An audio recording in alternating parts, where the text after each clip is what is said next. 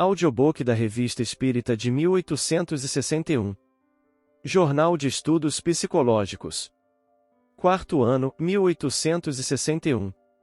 Abril, item 1. Ainda uma palavra sobre o Sr. Deschanel. Do Journal des Débats.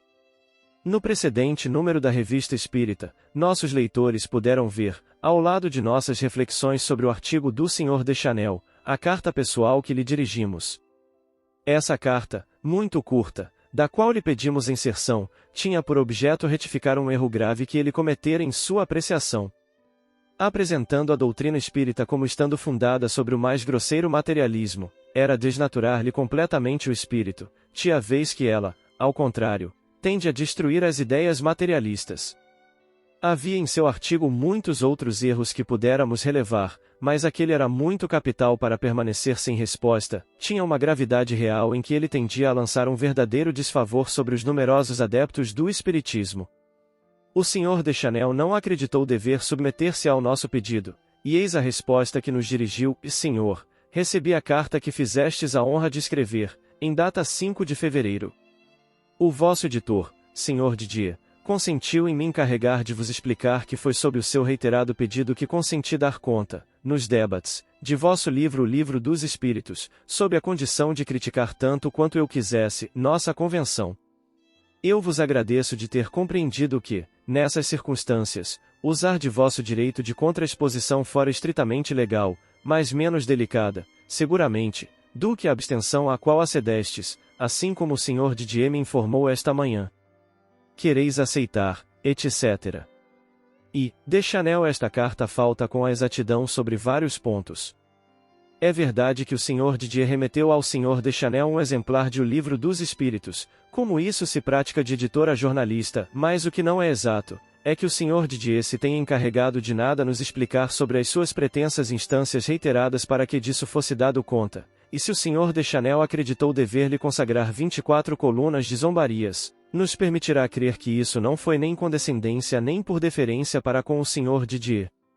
De resto, nós o dissemos, não é disso de que nos lamentamos, e a crítica estava em seu direito, e do momento que ele não partilha a nossa maneira de ver, estava livre para apreciar a obra sob o seu ponto de vista, assim como ocorre todos os dias, uma coisa é levada às nuvens por uns, depreciada pelos outros, mas nenhum nem o outro desses julgamentos é sem apelação, o único juiz em última instância é o público, e sobretudo o público futuro, que é estranho às paixões e às intrigas do momento.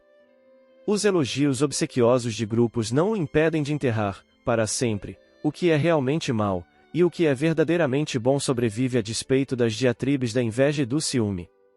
Desta verdade duas fábulas dão fé, tão abundantes as provas da coisa, teria dito La Fontaine, não citaremos duas fábulas, mas dois fatos. Ao seu aparecimento, a febre de Racine teve contra ela a corte e a cidade, e foi achincalhada. O autor ficou cheio de tantos desgostos que, com a idade de 38 anos, renunciou a escrever para o teatro. A febre de Pradon, ao contrário, foi enaltecida com outra medida. Qual é hoje a sorte dessas duas obras? Um outro livro mais modesto, Paul et Virginie, foi declarado natimorto pelo ilustre Buffon que o achou insosso e insípido, e todavia, sabe-se que nunca um livro foi tão popular. Por esses dois exemplos, nosso objetivo é simplesmente provar que a opinião de um crítico, qualquer que seja o seu mérito, é sempre uma opinião pessoal e que nem sempre é ratificada pela posteridade pública. Mas voltemos de Buffon a Deschanel, sem comparação, porque Buffon está grosseiramente enganado, ao passo que o Sr. Deschanel crê, sem dúvida, que não se dirá tanto dele.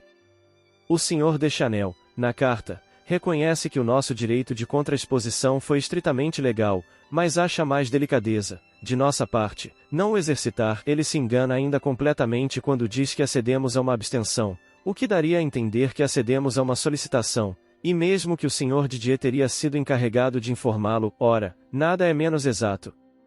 Não acreditamos dever exigir a inserção de uma exposição contraditória. É-lhe permitido achar a nossa doutrina má, detestável, absurda, e de gritá-lo sobre os telhados, mas esperávamos de sua lealdade a publicação de nossa carta para retificar uma alegação falsa, e podendo insultar a nossa consideração, naquilo que nos acusa de professar e de propagar as próprias doutrinas que combatemos, como subversivas da ordem social e da moral pública.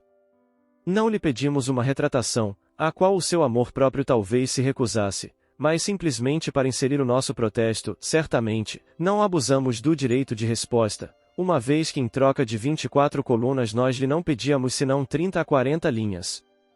Nossos leitores saberão apreciar a sua recusa. Se ele consentiu ver delicadeza no nosso proceder, não saberíamos julgar o seu do mesmo modo. Quando o Sr. Abad Chesnel publicou no Universo, de 1858, seu artigo sobre o Espiritismo, ele deu, da Sociedade Parisiense de Estudos Espíritas, uma ideia igualmente falsa, apresentando-a como uma seita religiosa, tendo o seu culto e seus sacerdotes. Esta alegação desnaturava completamente o seu objetivo e suas tendências, e podia enganar a opinião pública. Ela era tanto mais errônea quanto o regulamento da sociedade lhe proíbe se ocupar de matérias religiosas. Não se conceberia, com efeito, uma sociedade religiosa que não pudesse se ocupar de religião. Protestamos contra essa assertiva, não com algumas linhas, mas por um artigo inteiro e longamente motivado que, ao nosso simples pedido, o Universo fez assim o dever de inseri-lo. Lamentamos que, em semelhante circunstância, o Sr. Deschanel, do jornal Des Débats, se creia menos moralmente obrigado de restabelecer a verdade do que os senhores do Universo. Se isso não fosse uma questão de direito, seria sempre uma questão de lealdade. Reservar-se o direito de atacar sem admitir a defesa é um meio fácil, para ele, de fazer com que os seus leitores creiam que ele tem razão.